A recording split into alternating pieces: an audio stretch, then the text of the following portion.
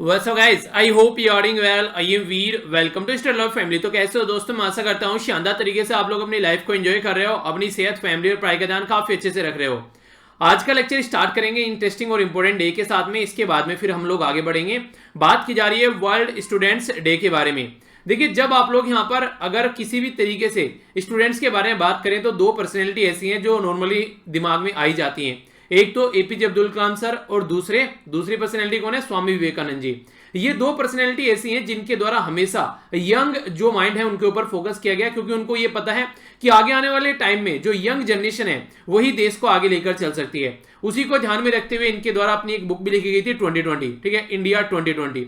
तो वो जो बुक थी इसी तरीके से चीजों को दिखाने की कोशिश कर रही थी कि यंग जनरेशन के ऊपर ट्रस्ट करें, उनको आगे लेकर चलें तो चीजें अच्छे से हम लोग सुधार पाएंगे। इसी के नाम पर यहाँ पर जो ये पर्टिकुलर सिचुएशन है, जो एपीजे अब्दुल कलाम सर जी के नाम पर वर्ल्ड स्टूडेंट्स डे जो है हम लोग सेलिब्रेट करते हैं 15 अक्टूबर को। तो ये जो है इनकी बर्थ एनिवर्सरी है जिसके टाइम पर ये डे सेलिब्रेट किया जाता है। तो इसी के चलते यहाँ पर इनसे रिलेटेड है यहाँ पर ये day world students day. 11th president थे इंडिया के, जो कि एक तरीके से पीपल्स प्रेसिडेंट के नाम से भी जाने जाते हैं, यानी कि लोगों के प्रेसिडेंट, जनता के प्रेसिडेंट। क्योंकि आप लोगों ने पढ़ा होगा, मैंने एक ट्वीट भी किया था ट्विटर पर, तो वहां पर उसमें कुछ डेटा था ऐसा कि जब यहाँ पर ये हम लोगों को छोड़कर गए उस टाइम पर जो इनकी जमीन और जायदाद थी उसमें, मतलब जो इनकी प्रॉपर्टी, जमीन जायदाद बोलना गलत होगा, जो इनकी प्रॉपर्टी थी, तो प्रॉपर्टी में आप लोगों को पता है क्या क्या चीजें देखने को मिली थी। आप लोगों ने शायद पढ़ी भी होंगी चीजें। ये माना जाता है कि लगभग उसमें 2500 के करीब किताबें थी, 6 पेंट थी, 4 शर्ट थी, 3 सूट थे और 1 पद्मश्री, 1 पद्म भूषण और भारत रत्न और 16 के करीब इनकी डॉक्टरेट की डिग्री थी। तो ये इन्होंने जिंदगी में कमाया। यानी कहने का मतलब ये ना कोई ऐसा कि कोई इन्होंने अपना बहुत बड़ी प्रॉपर्टी छोड़ कर गए कि हाँ घर वाले एंजॉय करेंगे। इनके घर वाले आज भी उसी सिचुएशन में है जैसे पहले हुआ करते थे, कहीं ना कहीं आप लोग ऐसा बोल सकते हैं। तो इन्होंने कभी भी अपना जो पोस्ट है या फिर अपनी जो इन्होंने जो मेहनत कर कर जो मुकाम तक पहुंचे उसको कभी भी इन्होंने मिसयूज नहीं किया। इसीलिए आज के डेट में भी ये ऐसे इंसान है जो दुनिया इधर की उधर हो जाएगी पर आने वाले टाइम में हमेशा इनको याद किया जाएगा। तो इस तरीके के इंसान कभी मरते नहीं है, ऐसा आप लोग बोल सकते हैं। तो इसके चलते यहाँ पर काफी पैशनेट थे टीचिंग को लेकर। एक तरीके से आप लोगों ने देखा होगा जब लास्ट जिंदगी के सांस ले रहे थे उस टाइम भी लेक्चर देते देते यहाँ पर इनकी जान गई। तो ये आप लोग समझ सकते हैं कि किस लेवल पर यहाँ पर ये जनता से जुड़ने की, खासकर बच्चों से जुड़ने की कोशिश करते थे। तो इसलिए काफी बड़ी इंस्पिरेशन फिगर बच्चों के लिए बोल सकते हैं। इनकी कोटेशन आप लोगों ने पढ़ी होगी। तो रीजन यही है कि ये उस माइंड को समझते थे कि जो इंडिया को लेकर आगे बढ़ सकता है। एक और यहां पर इंपॉर्टेंट डे है। ये डे इंपॉर्टेंट इसलिए बोल रहा हूं क्योंकि जैसा हमारा रहन सहन खान पान हो गया है उससे आप लोग काफी ज्यादा प्रॉब्लम सोसाइटी में देखने को मिलती है, खासकर प्रेगनेंसी को लेकर। तो इसी के चलते यहां पर national pregnancy and infant loss remembrance day के बारे में बात की जा रही है। आज की डेट में जिस तरीके की लाइफ स्टाइल हो गई है उसके चलते जो बच्चा पैदा करना भी एक काफी टफ जॉब आप लोग देखते हैं आसपास में। आप लोगों ने देखा होगा कि किसी को कोई प्रॉब्लम है तो किसी को कोई प्रॉब्लम है, कईयों के बच्चे पैदा नहीं होते, कभी कुछ प्रॉब्लम देखने को मिलती है। तो इसमें बहुत बड़ा जो रीजन आप लोगों को यहाँ पर नजर आएगा वो हमारा रहन सहन खान पान और फिर उसके बाद में टेंशन, सोसाइटी को लेकर टेंशन। यानी कि शादी किसी की और रखी है, प्रॉब्लम किसी और को है कि अब तक बच्चा नहीं हुआ, ऐसी प्रॉब्लम आप लोगों को देखने को मिलेगी। यानी कि आप लोग इसको ये बोल सकते हैं कि इंसान जो है अपने हिसाब से आज के डेट में कुछ नहीं करता। शादी भी किसी और के प्रेशर में आगे करेगा, बच्चा भी किसी और के प्रेशर में आगे करेगा, जो डिसीजन होंगे वो किसी न किसी के प्रेशर में आकर इंसान लेगा। तो तब ऐसी सिचुएशन आप लोगों को देखने को मिलती है। जब सारी चीजें नेचुरली होती हैं तब आप लोगों को सारी चीजें नॉर्मल नजर आएगी। पर लेकिन आज की डेट में जो दुनिया है वो एक प्रेशर कुकर में रह रही है और हर एक डिसीजन उसी के बेस पर लिया जाता है। तो इसी को रोकने के लिए, ताकि ऐसी सिचुएशन सोसाइटी में न देखने को मिले, तो 15 अक्टूबर ये डे सेलिब्रेट किया जाता है। इसको PAIL रिमेम्बरेंस डे के नाम से बोलते हैं। इनके शॉर्ट फॉर्म लिख दी गई यहाँ पर pregnancy and infant loss awareness day, इसकी शॉर्ट फॉर्म यहाँ पर लिख दी गई है। एक तरीके से आज के डेट में अगर आप लोग देखें यहाँ पर जो पेरेंट्स हैं, फैमिली है, फ्रेंड्स हैं, तो काफी आसपास में आप लोगों ने देखा होगा कि प्रेगनेंसी लॉस हो रहे हैं। यानी कि बच्चा जो है वो 2-3 महीने के अंदर अंदर ही बच्चा जो है वो खत्म हो जाता है, या फिर बच्चा जो पैदा होने के बाद ही बच्चे की बड़ी जल्दी डेथ हो जाती है। 28 दिन के अंदर अंदर काफी एक क्रिटिकल फेज माना जाता है बच्चे का। इसमें मिसकैरेज जो है वो काफी ज्यादा देखने को मिलते हैं। स्टिल बर्थ बोले या फिर जो कई तरीके से जैसे SIDS या फिर डेथ ऑफ न्यूबॉर्न बेबीज, तो ये सारी चीजें आप लोगों को देखने को मिलती है। यानी कि प्रॉब्लम ये है आज के डेट में कि बच्चा, पहले ऐसा होता था कि एक एक इंसान के 6-6, 7-7, 8-8 बच्चे हुआ करते थे। आज की डेट में बच्चा एक ही, अच्छा एक तो ये ना रहा है, ऊपर से जो एक बच्चा है वो भी इंसान कैपेबल नहीं है, ऐसी सिचुएशन देखने को मिलती है। क्योंकि ऐसी दुनिया आज के में चल रही है। तो यहां से आप लोग समझ सकते हैं कि किस डायरेक्शन में चीजें चल रही हैं। और यंग माइंड जो है बचपन में ही अपने आप को उस लेवल पर एक तरीके से आप लोग बोल सकते हैं कि खराब कर लेते हैं सिचुएशन को, कि आगे चलकर कैपेबिलिटी नहीं बन पाती है बच्चे पैदा करने की। ये भी आप लोग को याद होगा, एक न्यूज़पेपर में आर्टिकल डिस्कस किया था, उसमें इस तरीके से चीजों को समझाने की कोशिश की गई थी कि हमारी जो जनरेशन है ना आज के डेट में, वो अलग ही दुनिया में डूबी हुई है। यानी कि उनको आगे आने वाले टाइम की फ्यूचर की कुछ नहीं पड़ी है, बस जो चल रही है बहुत सारी तो ऐसी चीजें हैं कि आप लोगों ने आसपास भी सुनी होगी, कैसी कैसी लत लोगों को आज के डेट में लगी हुई है। तो इन सब चीजों से दूर रहिए, थोड़ा सा अपनी लाइफ को थोड़ा सा एक सही पैटर्न में रखिए, अपना खान पीन सोना अच्छा, पढ़ाई, अपना माइंडसेट थोड़ा अच्छा रखिए, तो चीजें कुछ सुधरती हुई आप लोगों को नजर आएंगी। ठीक है, तो ये है कुछ बातें, आई होप कि आप लोगों ने कुछ नया जरूर सीखा होगा। आइए अब आगे बढ़ता हूं। इंपॉर्टेंट न्यूज है यहां पर जो बात की जा रही है, ये बात की जा रही है बेसिकली एक पर्टिकुलर जो जीव जंतु आप लोग बोल सकते हैं, जिनावर बोल सकते हैं, या फिर जो भी आप लोग इसको शब्द दें, बेसिकली यहां पर इसको शब्द दिया गया है, ये मर्डर हॉर्नेट। ये क्या है? अगर आप लोग यहां पर ये पिक्चर देखिए तो इसमें ये समझाने की कोशिश की गई है कि जब कोई इस तरीके से एग से कोई ऐसा कोई बच्चे टाइप का, जिसको कैटरपिलर आप लोग बोलते हैं, ये निकलता है और फिर कोई ऐसी सिचुएशन देखने को मिलती है, तो यहां तक तो जो ये रहता है, यहां तक तो ये काफी ज्यादा मतलब इसके अंदर जहर रहता है, पर लेकिन जैसे सिचुएशन आगे बढ़ती है, ये फाइनल वर्जन जब इसका निकल के चलता है, उसके अंदर का जहर जो होता है वो खत्म हो जाता है। यानी कि स्टार्टिंग में चीज जहरीली होती है, पर लेकिन जैसे जैसे चीजें आगे बढ़ती हैं, प्रोग्रेस होती है, तो वो चीजें, उसका जहर जो होता है वो खत्म हो जाता है। तो ऐसा ही यहां पर देखने को मिल रहा है। यहां पर ये बेसिकली कहां पर, एशियन जायंट हॉर्नेट बोला गया इसको। ये सिचुएशन देखने को मिली वर्जीनिया, जो यूएसए का स्टेट है, उसमें यहां पर ये यूनाइटेड स्टेट ऑफ अमेरिका के अंदर ये सिचुएशन निकल कर आई। तो उसी के ऊपर स्टडी की जा रही है, जिसके चलते यहां पर ये पता चल रहा है कि कितना खतरनाक हो सकता है। पर लेकिन आगे चलते चलते जैसे उसकी लाइफ आगे बढ़ती है, जो उसके अंदर जो जहरीलापन है वो कहीं ना कहीं यहां पर खत्म हो जा रहा है। जैसे कि आप लोगों ने देखा होगा, जैसे मुर्गी का अंडा होता है, तो मुर्गी के अंडे में से जब यहां पर बच्चा बाहर निकलता है, तो इसका मतलब यह है कि अब उसमें कोई जहर नहीं रहा है। जैसे यहां पर बोला गया कि जैसे यहां पर मेटामॉर्फोसिस प्रोसीजर से आगे चीजें चलती हैं, इसका मतलब होता है बायोलॉजिकल प्रोसीजर, जिसमें जब एनिमल है वो फिजिकली डेवलप हो जाता है आफ्टर बर्थ या फिर हैचिंग, यानी कि एक तरीके से अंडे का टूटकर बाहर निकलना। तो उसके बाद में फिजिकली जब डेवलप हो जाता है, तो इसमें अंदर जो जहर था वो कहीं ना कहीं खत्म हो जाता है। ठीक है, तो ये सिचुएशन देखने को मिल रही है। पर स्टार्टिंग में जो इसके फर वगैरह होते हैं, उसमें से आप लोग बोल सकते हैं कि काफी लार्ज स्केल पर इसको जहर माना जाता है। तो फिर आगे आगे चीजें जो हैं वो खत्म हो जाती है। तो यूनाइटेड स्टेट ऑफ अमेरिका में यहां पर बोला जा रहा है कि ये काफी एक तरीके से पॉइजन इसमें माना जा रहा है। तो इससे कहीं ना कहीं आप लोग बोल सकते हैं कि थोड़ा सा सतर्क रहने की जरूरत रहती है अगर कोई ऐसी चीजें। देखिए, अवेयरनेस ना बहुत बड़ा पॉइंट होता है। अगर लोगों को किसी चीज के बारे में अवेयरनेस है, तो कहीं ना कहीं उनकी जान बचाई जा सकती है। बाढ़ आने वाली है, पता है कि बाढ़ आने वाली है, तो बहुत सारे लोगों को इस एरिया से हटाया जा सकता है। पर लेकिन पता है बाढ़ आने वाली है, किसी को उसके बारे में इंफॉर्मेशन नहीं है, बाढ़ आएगी सब कुछ बहा कर ले जाएगी, तो दुनिया भर का नुकसान हो जाएगा। तो ऐसी अवेयरनेस फैलाना काफी ज्यादा जरूरी है। तो इसी के बारे में हल्का सा आप लोग याद रख सकते हैं। हर एक इंसान को कुछ ना कुछ रखने का शौक होता है। कुछ ऐसी न्यूज है यहाँ पर, एक पर्टिकुलर शब्द आप लोगों से जो एग्जाम में भी पूछा जा सकता है, बात की जा रही है फिलाटेली।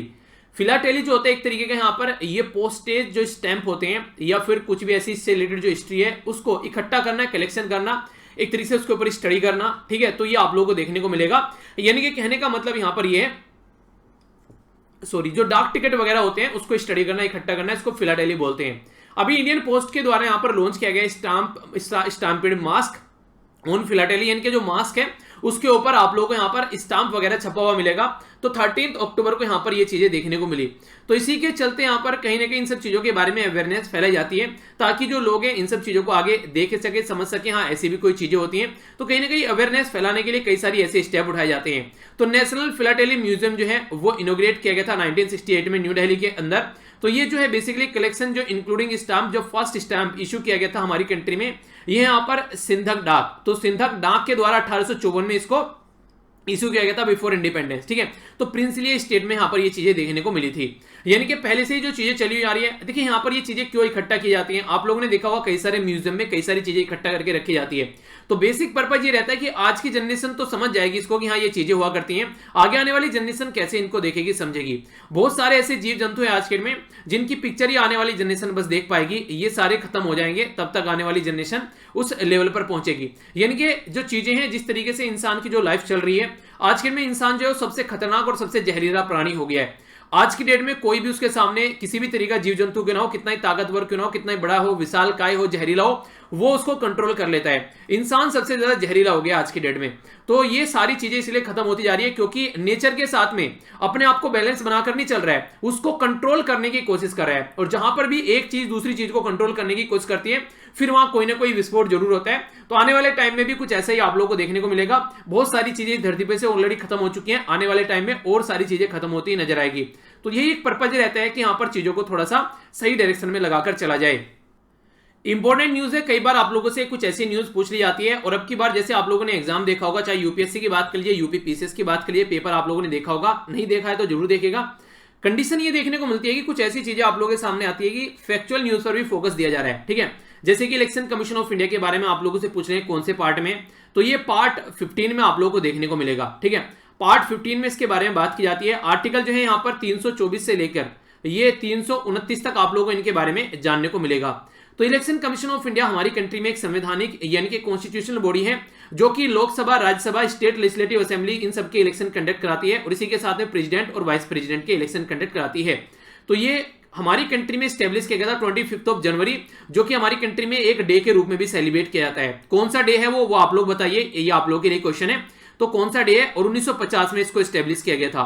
तो हमारी कंट्री में इलेक्शन कैसे होते हैं, ये इलेक्शन कमीशन ऑफ इंडिया यहां पर डिसाइड करता है। ठीक है, तो अगर बात करें थोड़ी सी और बेसिक इंफॉर्मेशन इसके बारे में, इलेक्शन कमीशन ऑफ इंडिया जो था हमारी कंट्री में 1989 तक आप लोगों को यहां पर ये सिंगल मेंबर बॉडी हुआ करती थी, पर इसके बाद में इसको मल्टी मेंबर बॉडी कर दिया गया। मल्टी मेंबर बॉडी कर दिया गया तो इसका मतलब यह है कि कुछ ना कुछ हुआ होगा। जी हाँ, बिल्कुल हुआ। ये ड्यूरेशन वो था जिसमें 18 पहले 21 साल हुआ करती थी वोटिंग एज, उसको घटाकर 18 साल कर दिया। तो बहुत सारी जनता यहां पर वोटिंग एज की कैटेगरी में आ गई। तो उसके चलते यहां पर जो इलेक्शन कमीशन ऑफ इंडिया उनको भी बढ़ाया गया थोड़ा सा कि आगे चलकर यार ज्यादा रेस्पॉन्सिबिलिटी आ गई है। तो ये हमारी कंट्री में पूरा procedure election commission of India के हाथ में होता है। इसी के साथ में इंपॉर्टेंट बात यहां पर यह बोली गई है कि इलेक्शन कमीशन ऑफ इंडिया के द्वारा रिलैक्स किया गया public notice time period for registration of the political party, यानी कि पॉलिटिकल पार्टी का जो रजिस्ट्रेशन टाइम ड्यूरेशन होता है वो यहां पर अभी रिसेंटली रिलैक्स इसको किया गया है। तो registration of the political party किसके अंडर होता है, ये इंपॉर्टेंट क्वेश्चन आप लोगों से बन जाता है। तो ये सेक्शन 29A 1951 जो representation of the people act है, जिसको आप लोग शॉर्ट फॉर्म में आरपीए बोलते हैं, representation of the people act, ये 1951 जो है ये बात करता है पॉलिटिकल पार्टीज के बारे में, उनके कैंडिडेट होना है, ये खर्चा करना है कैंडिडेट का, वो सब चीजें। इसी के साथ में representation of the people act 1950 जो है वो भी आप लोग याद रखिएगा। जो 1950 वाला एक्ट है ये बेसिकली यहां पर बात करता है जनता के बारे में। ठीक है, जनता की वोटर लिस्ट के बारे में, वो सब चीजें जो होती हैं, ये सब चीजें यानी कि जो वोटर होते हैं उनके बारे में बात करते हैं। तो 1950 वाला वोटर के बारे में बात करता है, 1951 वाला वो पॉलिटिकल पार्टी के बारे में बात करता है। ठीक है, तो ये इंपॉर्टेंट है जो आप लोगों को पता होना चाहिए।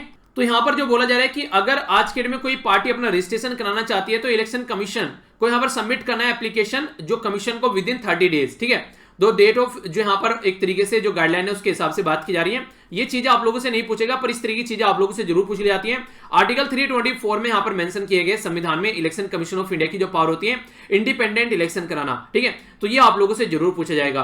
तो इस तरीके से इसके बारे में आप लोग हल्का सा आइडिया रख सकते हैं। और अगर पूछे कि इलेक्शन कमीशन को अगर एक बार इंप्लीमेंट कर दिया तो इसको रिमूव कैसे किया जाता है, तो हाई कोर्ट और सुप्रीम कोर्ट या फिर controller and auditor general of India के जो एक तरीके से जिसको हटाया जाता है, उसी तरीके से यहां पर इसको हटाया जाता है इलेक्शन कमीशन ऑफ इंडिया को। तो प्रोसीजर जो है वो आप लोगों को लगभग ऐसा ही देखने को मिलेगा। इंपीचमेंट वर्ड यूज नहीं किया जाता है क्योंकि वो प्रेसिडेंट ऑफ इंडिया के लिए यूज किया जाता है, पर प्रोसीजर ऐसा ही होता है इसको हटाने का। आखिर इतना टफ इंपीचमेंट प्रोसीजर यानी कि हटाने का प्रोसीजर क्यों रखा गया है, उसका रीजन ये है कि क्योंकि इलेक्शन कमीशन ऑफ इंडिया अगर पॉलिटिकल पार्टी के प्रेशर में काम करेगा तो वो इंडिपेंडेंट इलेक्शन कंडक्ट नहीं करा पाएगा। ठीक है, तो ये याद रखना जो बेसिकली यहां पर फॉलो किया जाता है। 2/3 जो मेंबर होते हैं टोटल स्ट्रेंथ के दोनों हाउसेस के, ठीक है, तो वो बेसिकली यहां पर यूज किए जाते हैं, उनकी मेजोरिटी यहां पर होनी चाहिए इंपीचमेंट प्रोसीजर के लिए, यानी कि 2/3 प्रेजेंट और वोटिंग यहां पर करे और मोर देन 50% टोटल स्ट्रेंथ जो है हाउस की वो होनी चाहिए, तब यहां पर चीजें आप लोग को देखने को मिलेगी। ठीक है, तो ये है इसके बारे में बेसिक इंफॉर्मेशन। आइए अब आगे चलता हूं नेक्स्ट न्यूज की ओर। नेक्स्ट इंपोर्टेंट न्यूज है यहां पर एक पर्टिकुलर कंट्री के बारे में जिसको बोलते हैं किर्गिस्तान। किर्गिस्तान को अभी आप लोगों को मैप में दिखाऊंगा। किर्गिस्तान में यहां पर अभी काफी लार्ज स्केल पर प्रोटेस्ट देखने को मिल रहे हैं, क्लैश देखने को मिल रहा है, खासकर जो बिस्केट जो इसकी कैपिटल है उसके अंदर लास्ट वीक यहां पर काफी ज्यादा प्रॉब्लम देखने को मिली। देखिए नॉर्मली ऐसा कब होता है, ऐसा तब होता है जब एक तरीके से जो जनता है वो किसी न किसी प्रॉब्लम हो, तो तब आप लोगों का इस सिचुएशन यहां पर नजर आएगी। किर्गिस्तान को एक बार मैप में भी थोड़ा देख लेते हैं ताकि आप लोग इसको समझ पाएं कि एग्जैक्ट लोकेशन कहां पर है। ये हो गई अपनी प्यारी कंट्री। यहां से अगर आप लोग ऊपर आएंगे तो ये आप लोग किर्गिस्तान देखने को मिलेगा। थोड़ा जूम कर लेते हैं, आप लोग इसको और अच्छे से समझ पाएंगे। तो ये हो गया किर्गिस्तान, ये हो गई बिश्केक इसकी कैपिटल।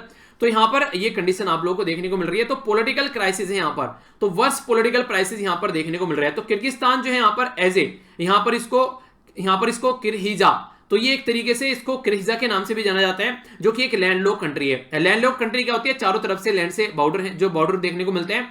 तो बॉर्डर क्या है यहाँ पर, ये कजाकिस्तान, चाइना, तजाकिस्तान और उज्बेकिस्तान, यानी कि अगर आप लोग यहाँ पर देखिए तो आसपास में जो कंट्री होंगी उसके बारे में बात की जा रही है।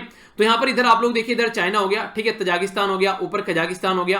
तो इस तरीके से ये कंट्री है यहाँ पर, जो यहाँ पर कजाकिस्तान, चाइना, तजाकिस्तान और उज्बेकिस्तान, ये इसके साथ में बॉर्डर टच करती है। सेकंड स्मॉलेस्ट है ऑफ 5 जो सेंट्रल एशियन है उनमें से ये। इसी के साथ में जो capital and the largest city Bishkek है यहाँ पर। इसी के साथ में जो माउंटेन रीजन है, ये इंपॉर्टेंट पॉइंट आप लोगों से पूछा जा सकता है। जहां कोई रीजन न्यूज में होता है तो उसका फिजिकल यानी कि ज्योग्राफिकल उसकी चीजें आप लोगों से पूछ ली जाती हैं। तो थियान शान करके यहाँ पर माउंटेन रेंज है, जो 80% यहाँ पर कंट्री का कवर करती है, जो यहाँ पर किर्गिस्तान का, और इसको स्विट्जरलैंड ऑफ सेंट्रल एशिया भी बोला जाता है। तो ये इंपॉर्टेंट क्वेश्चन आप लोगों से एग्जाम में बन सकता है, ठीक है। तो इस तरीके से अगर कोई एरिया न्यूज में है, तो जैसे कि जम्मू एंड कश्मीर वाला न्यूज में था, ठीक है, तो आप लोगों से सियाचिन ग्लेशियर वो सब चीजें पूछ ली गई, ठीक है। तो इसका मतलब क्या है कि आप लोगों से क्वेश्चन पूछ जाएंगे पर्टिकुलर एरिया के फिजिकल चीजों के ऊपर, आप लोगों से वहां पर ऐसा नहीं कि पॉलिटिकल चीजें ही पूछी जाएंगी। तो ये कंफ्यूजन माइंड में नहीं रखना है, ओके। आगे बढ़ते हैं।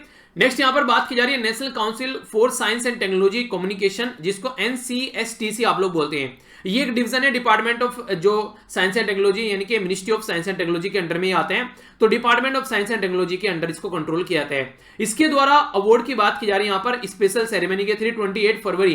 तो नेशनल साइंस डे जो है एवरी ईयर ये मनाया जाता है। तो अवार्ड यहाँ पर प्रेजेंट किए जाएंगे। तो कैटेगरी कौन कौन सी है, ये इंपॉर्टेंट क्वेश्चन बन जाता है। तो एक तो कैटेगरी इनके द्वारा रखी गई यहाँ पर outstanding effort in the science and technology communication, उनको यहाँ पर अवार्ड दिया जाएगा। तो ये एक कैटेगरी जो है इसमें 5 लाख अवार्ड दिया जाएगा, ठीक है। अगर बात करें आगे यहाँ पर science and technology communication through print media including book and magazine, जो दूसरा बोला गया साइंस एंड टेक्नोलॉजी पॉपुलराइजेशन किया जा रहा है अमंग चिल्ड्रन, अगर कोई ऐसा काम कर रहा है, ट्रांसलेट किया जा रहा है पॉपुलर साइंस टेक्नोलॉजी लिटरेचर वगैरह, science and technology communication through innovative and the tradition method, science and technology communication in electronic medium. तो ये टोटल मिलाकर जो बात के 5 हैं, इनमें 2-2 लाख रुपए दिए जाएंगे। तो एक तरीके से मोटे मोटे तौर पर बोलूं तो क्या रीजन है ये सब करने का, ताकि साइंस एंड टेक्नोलॉजी जो है उसको हमारी कंट्री में बढ़ावा दिया जा सके। और कहीं ना कहीं जो आज के में आप लोग देखते हैं ना कि बच्चा जो है किस फील्ड में काम कर रहा है, को साइंस के फील्ड में जाना है नहीं जाना है, खासकर लड़कियों को तो बोलते हैं कि होम साइंस ले लो, साइंस लेकर क्या करोगी। तो ये सारी एक तरीके से नजरिया को चेंज करना, इसी को ध्यान में रखते हुए जो केमिस्ट्री का प्राइज अब की बार नोबेल प्राइज दिया गया है, 2 लड़कियों को दिया गया है। यहां पर एक भी मेल नहीं है और फर्स्ट टाइम ऐसा देखने को मिल रहा है कि कंप्लीट फीमेल टीम को ये नोबेल प्राइज दिया गया है। तो उसके पीछे बेसिकली यही है कि एक रीजन, ताकि जो लड़के हैं उनको इस लेवल पर लाया जा सके कि हाँ वो भी यहां पर साइंस के फील्ड में काम अच्छे से कर सकती हैं, ठीक है। तो ये है एक तरीका यहां पर साइंस को बढ़ावा देने का। आगे बढ़ते हैं। नेक्स्ट जो न्यूज है पर्सन स्पेसिफिक न्यूज है और एक ऑर्गेनाइजेशन के बारे में भी बात करेंगे। तो 2 तरीके से इस न्यूज को आप लोग देख सकते हो, यानी कि एक पर्सन के बारे में पूछा जा सकता है कि कौन यहां पर नए डायरेक्टर जनरल बने, और दूसरा ये ऑर्गेनाइजेशन जो है ये न्यूज में, तो इसके ऊपर भी क्वेश्चन बन जाता है। तो दो तरीके से क्वेश्चन पूछा जा सकता है। अभी हमारी कंट्री में अपॉइंटमेंट कमेटी ऑफ कैबिनेट के द्वारा अनाउंस किया गया था आईपीएस ऑफिसर एमए जो गणपति है, इनको as a new director general बनाया गया है यहाँ पर, किसका, ब्यूरो ऑफ सिविल जो एविएशन सिक्योरिटी है उसका, ठीक है। तो ये यहां पर इसको बनाया गया है। तो अगर बात करें यहां पर bureau of civil aviation security, ये एक रेगुलेटरी अथॉरिटी है फॉर सिविल एविएशन सिक्योरिटी के लिए। जो मेन रेस्पॉन्सिबिलिटी अगर इसके बारे में आप लोग बात करते हैं तो मेन रेस्पॉन्सिबिलिटी है कि स्टैंडर्ड तैयार करना है यहां पर सिविल जो फ्लाइट्स हैं इंटरनेशनल और नेशनल लेवल की, डोमेस्टिक एयरपोर्ट को कैसे लेकर चलना है, यानी कि हमारी कंट्री में हवाई जहाज की जो यात्रा की जाती है, चाहे अपनी कंट्री में या फिर बाहर की कंट्री में जाना है, तो सिक्योरिटी वहां पर होनी चाहिए। कोई हाईजैक वगैरह न कर ले चीजों को, जैसे पास्ट में आप लोगों को देखने को मिला हमारी कंट्री की जो फ्लाइट थी उसको हाईजैक करके अफगानिस्तान में ले जाकर उतारा गया था कंधार के अंदर, ठीक है। तो उस टाइम पर हम लोगों को जो टेररिस्ट है उनकी मांग की गई थी छोड़ने के लिए, हम लोगों को उनको छोड़ना पड़ गया था। तो उसकी खामियाजा आज तक हम लोग भुगत रहे हैं। तो ये सिचुएशन फ्यूचर में फिर ऐसी देखने को न मिले, तो इसका ये बेसिक पर्पज रहता है। तो इसी के चलते यहाँ पर जो नए ये आईपीएस जो यहाँ पर नए जो डायरेक्टर बनाए गए आईपीएस ऑफिसर को बनाया गया, तो ब्यूरो ऑफ सिविल एविएशन जो है रेगुलेटरी बॉडी है यहाँ पर एविएशन सिक्योरिटी के लिए, ये स्टैंडर्ड तैयार करती है यहाँ पर सिविल एविएशन के लिए। जो ऑफिसर जो रैंक है यहाँ पर डायरेक्टर जनरल ऑफ पुलिस, ये डेजिग्नेटेड रहते हैं यहाँ पर director general bureau of civil aviation, और न्यू दिल्ली में इसका हेडक्वार्टर देखने को मिलेगा। ये जो बेसिकली किस मिनिस्ट्री के अंडर में आते हैं, जिसको BCAS बोला गया है, यानी कि bureau of civil aviation security. तो ये मिनिस्ट्री ऑफ सिविल एविएशन के अंडर में हमारी कंट्री में आता है। ये एक तरीके से आप लोग याद रखना। और इसी के साथ में जो इसको बनाया गया था, ये यहां पर कई बार आप लोगों से ये पूछा जाता है कि कब से यहां पर प्रोसीजर चला, तो ये भी आप लोगों से क्वेश्चन कई बार बन जाते हैं, ठीक है। तो 1976 से इसका प्रोसीजर स्टार्ट हुआ था। तो ये था टोटल आज का डिस्कशन। एक बार देख लेते हैं क्या क्या हम लोगों ने डिस्कस किया। वर्ल्ड स्टूडेंट्स डे के बारे में हम लोगों ने डिस्कस किया। Next national pregnancy and infant loss remembrance day के बारे में हम लोगों ने जाना। नेक्स्ट हम लोगों ने यूएसए में जो यहाँ पर अभी ये एक जीव है जिसके बारे में बात की जा रही है कि ये पहले जहरीला और बाद में इसका जहर खत्म हो जाते हैं, वो सब चीजें जानी। किस तरीके से स्टैम्पेज है उसको यूज किया जा रहा है अवेयरनेस फैलाने के लिए। इलेक्शन कमीशन ऑफ इंडिया के बारे में कुछ चीजें जानने को मिली। किर्गिस्तान का मैप और कुछ चीजें हम लोगों ने यहाँ पर जानी। टेक्नोलॉजी को बढ़ावा देने के लिए क्या किया जा रहा है वो समझा। और ये है हमारी कंट्री की नेशनल सिक्योरिटी के बारे में बात है।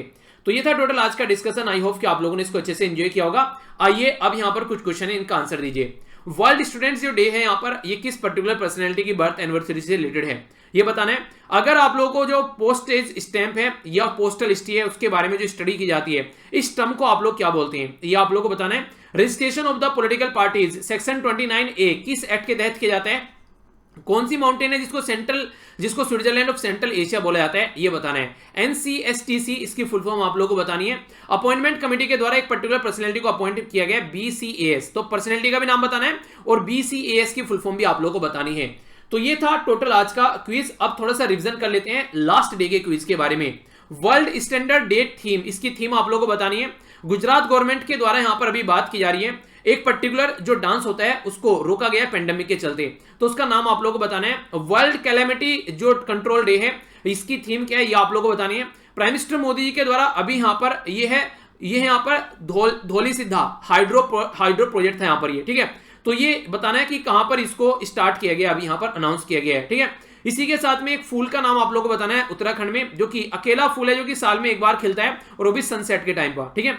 कौन से राज्य के चीफ मिनिस्टर को कौन सी यहां पर मिनिस्टर जिनके द्वारा जो उड़ीसा राज्य के जो अभी रिसेंटली यहां पर यूनिवर्सिटी अमेंडमेंट बिल पास किया गया उसको क्रिटिसाइज किया गया क्योंकि रिसेंटली हमारी कंट्री में नेशनल एजुकेशन पॉलिसी लाई गई है, तो उसके अपोजिट में ये काम करता हुआ नजर आ रहा है, ठीक है। तो बेंगलुरु के अंदर रोस ओनियन है, यानी कि एक तरीके से जो गुलाबी प्याज है उसको एक नाम से और पुकारा जाता है, ये रिसेंटली अभी न्यूज में, तो इनको जीआई टैग का दर्जा भी दिया जा चुका है। तो ये कंफ्यूजन नहीं होना चाहिए, ऐसे क्वेश्चन बन जाते हैं।